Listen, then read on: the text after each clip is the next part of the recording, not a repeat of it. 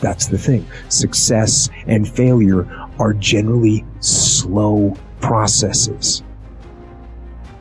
Either slowly building things up or gradually tearing them down. And that's why I say you've got to pay attention. You have to watch. You have to watch every single second. Because those seconds, they turn into minutes. And minutes turn into hours, and hours turn into days, and days turn into years.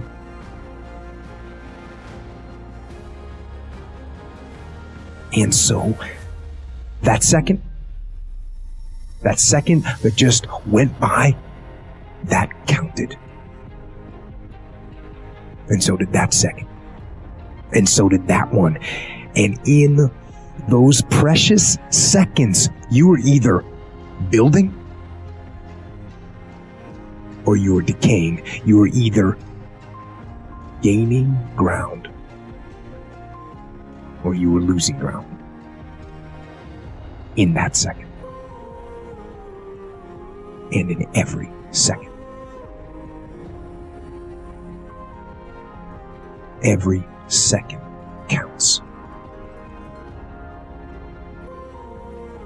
So, make every second.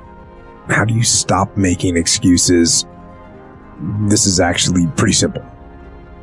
And I said it the other day, and you have to realize, you have to know, you have to accept that all your excuses are lies. They are lies, all of them.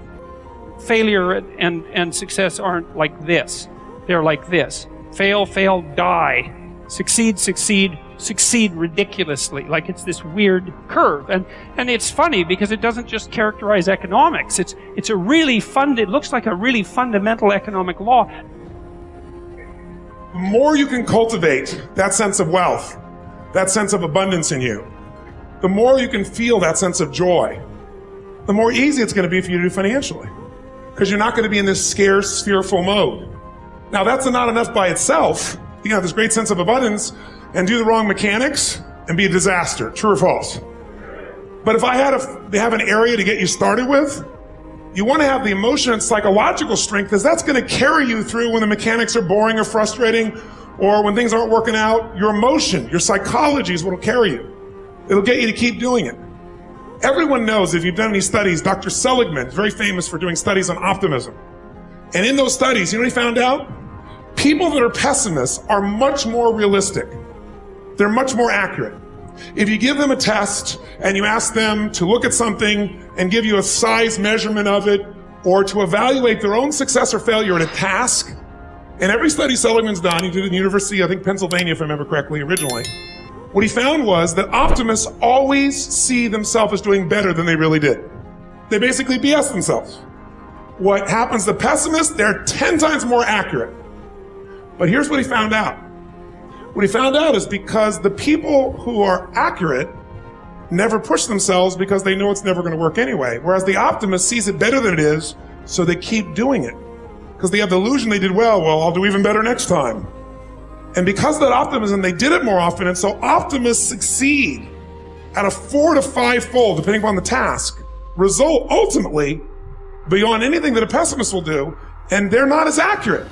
All that's a big way of saying is, if you can develop a psychology of resilience in yourself, you don't have to be optimistic or fake, you can be real. The realness is, whatever shows up, you are larger than anything that can happen to you.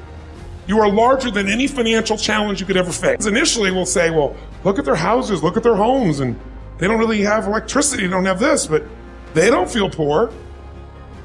It's your identity. The way you define the wealth determines whether you're wealthy or not.